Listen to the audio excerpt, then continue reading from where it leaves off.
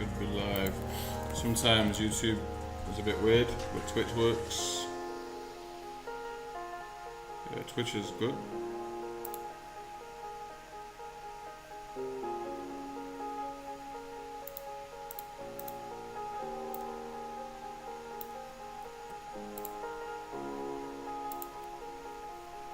And YouTube just thinks I'm up and coming. Here we go, it's there.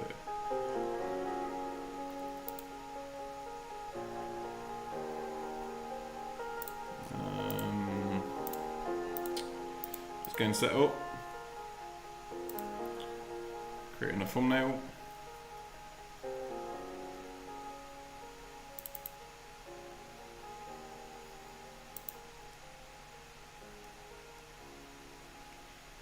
Where's the thumbnail? Is that vibe coding thumbnail?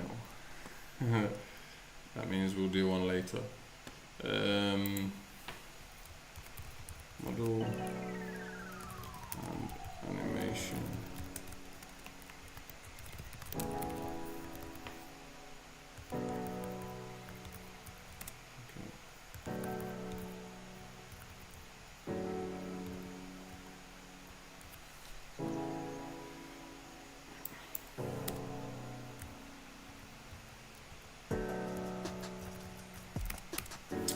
My health's a bit off, so I'm just going to do a little stream to get started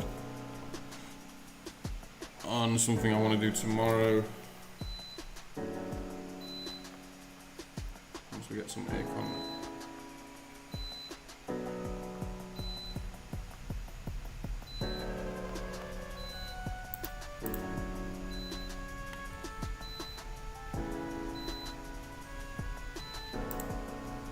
This is why it says begins in 5 minutes.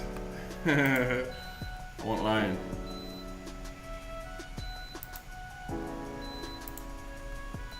So I got 500 subscribers, or I hit that in the last 24 hours, which was cool. So it means I applied for the YouTube Partners Program, which means people can send thanks and become members and patrons, donate. But it basically means I'm halfway to the 1,000 mark, which is when the channel can monetize from ads, and we can break out of the matrix.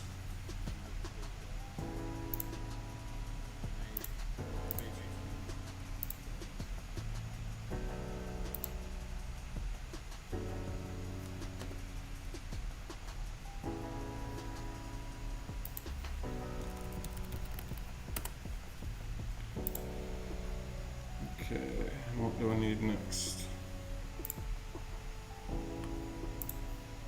ChatGPT or Grok? What are we going with? Both. Actually, Claude as well. I can bring that in here.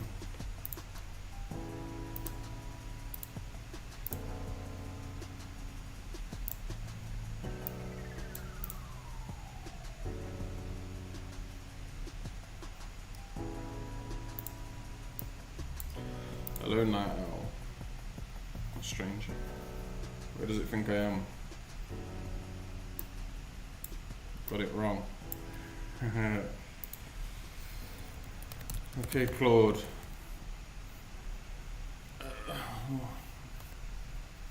My OpenGL C++ model loader for object files and FBX has issues. Animations aren't working, and if I load more than one animated model, we get memory issues. Give me some theory on a totally new model loader. Async is set up, and class system. They're going to start again. Models sometimes with and without animations. Let's look at the theory or an outline of the class first.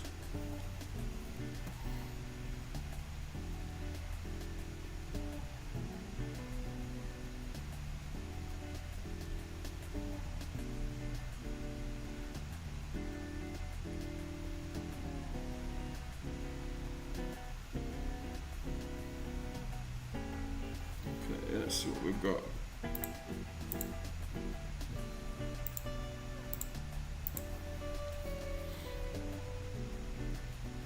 Music.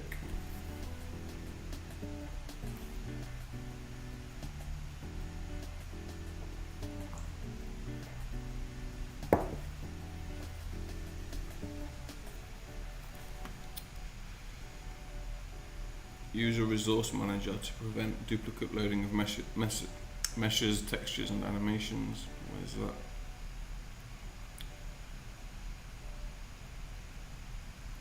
Mesh, texture, animation, and skeleton.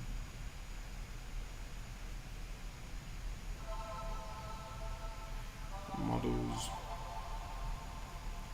Mesh material, skeleton, animation. The mesh animation.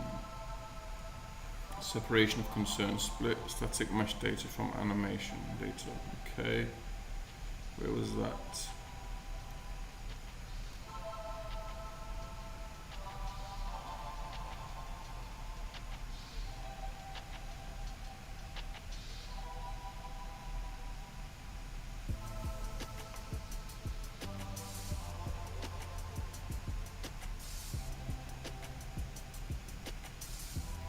Memory management, use smart pointers. So for my first year or two of C++, I never used smart pointers because everybody told me to stay away from raw pointers, which were the old school original ones. And it was like such a strange mindset. You could see it was just a weird mindset. It's not the information that was given, it was how it was given. So I wanted to learn the old way when it was harder, just to see what smart pointers remedied, what it fixed and cured. So this will be the first time I embraced them a lot. I've used them a little bit, but I kind of forgot a lot of the syntax. But smart pointers are the way forward. Flexible animation system. Support models with or without animations. Okay.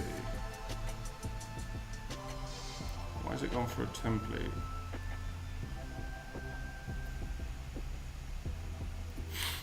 I've not used templates much, so this will be fun. Not because I haven't used them, but just to get a better intuition and appreciate them more.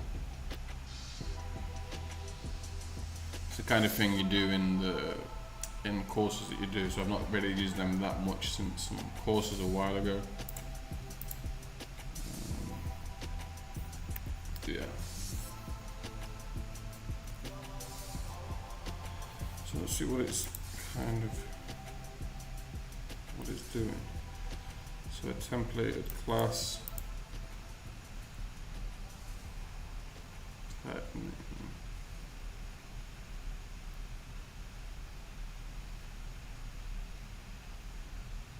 So an unordered map of pointer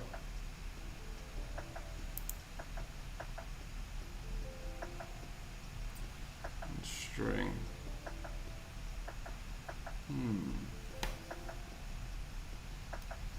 Does it break down? It's not really doing anything here.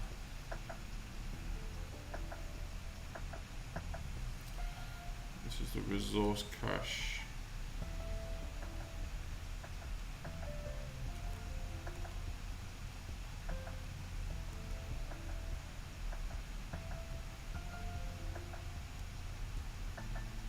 Yeah, I want the whole thing, Claude.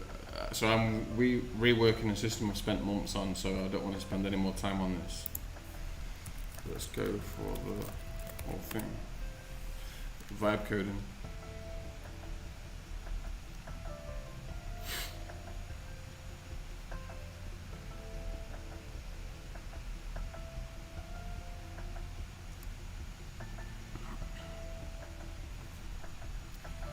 See, it's just pretty much changed the names it's already suggested, right?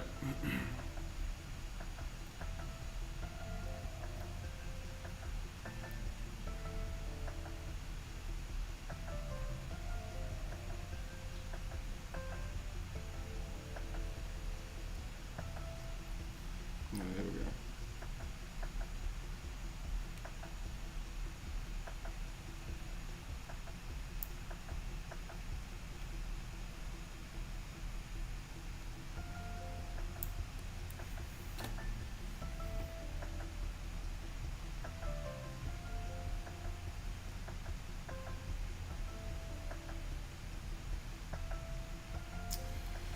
Okay, I sort of see it now, with how the template is working. So a resource cache, and then this is the templated. These are classes as well. Just check mesh. I like this a lot already. Yeah, so here's the, okay, this is a forward declaration. So if you don't do a forward declaration, so for example, class mesh, there's no class defined yet, but because it's been used as a template, it allows us to create a class. What do we call it? A class? No, an instance of a resource cache. So an object of a resource cache that takes mesh types. So let's have a look how this works. So resource cache, and there'll be, I guess, a constructor or something. So the template, let's see how it works. So resource cache.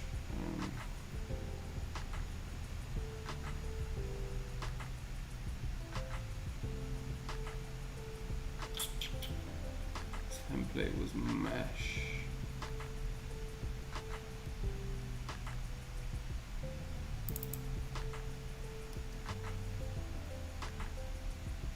So it's here.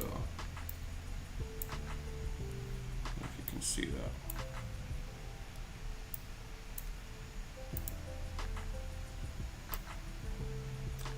Oh wait, that's interesting. Explain. This section defines a template class for resource caching, which is a critical part. Okay.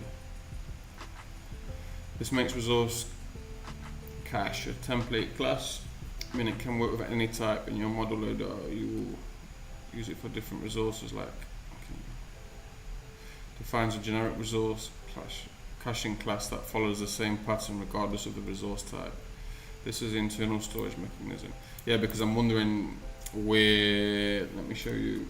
I'm wondering, so when we create an instance of the class and we pass mesh, I'm wondering where, I know how it's used, but I'm wondering whether it's mesh or texture is used in the code. So does that mean we just pass it to T? It just goes wherever we pass it? So, yeah, this is interesting. It's a hash table, so like a lookup table that provides, so this is the speed, big O1, which is perfect for cache, means resources are identified by strings, file names.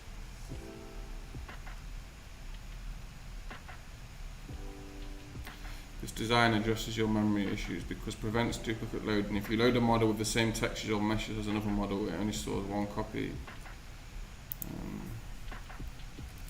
When we create the class instance,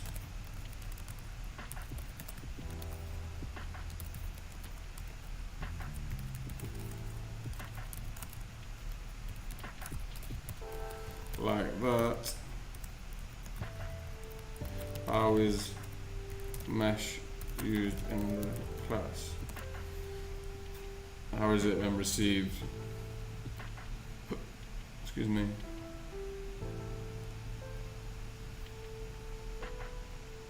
Okay, so the parameter is replaced with mesh throughout the entire class. That makes sense. I mean, it's very obvious.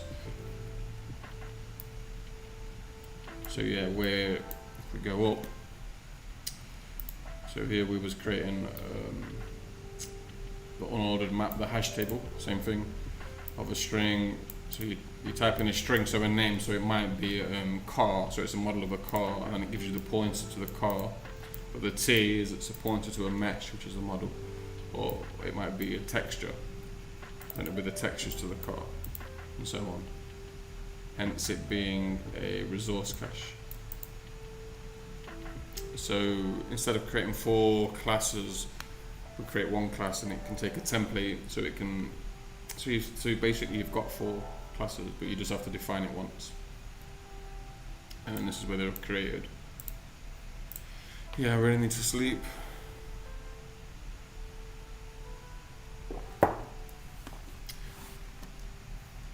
We had a few sirens go off. Yeah, so it's not always the best for coding, but I hate missing sessions. Okay, so here's how it works. The type parameter and the template is replaced with the specific mesh throughout the entire class. So every occurrence of T is replaced with this. All methods that previously used a generic type T now operate on mesh objects. In other words, mesh cache becomes a specialized container that can only store and retrieve mesh objects. Yeah. When we say container, it's just how it's labeling it. It's still the class. This instance knows nothing about other resources like texture or animation. It's been specialized to work only with mesh. So this is why it's object-oriented programming as well. Yeah. This is why you need separate cache instances for each resource. Each one's completely separate. So I like this. I like this because I'm learning. I'm using knowledge that I've not really, since I did courses a while ago, I've not used that knowledge much. Okay. So I'll start to give him the whole thing. So I'm going to type this up tomorrow, and I'll talk through it as I do it. We'll have some good music in the background. It's not good to copy and paste. If you're going to learn at least, well, a lot of this won't be new. But the animation stuff and the template stuff will be new, or stuff that I have some challenges with, so I'll type that and talk through it. But most of this is going to be quite simple. The biggest thing is just the structure. I've not created larger classes, so eloquently is this. So it's good from an engineering and the architecture point of view. Okay, can I save this somewhere? Download this text. I'll keep that on the screen. Good night.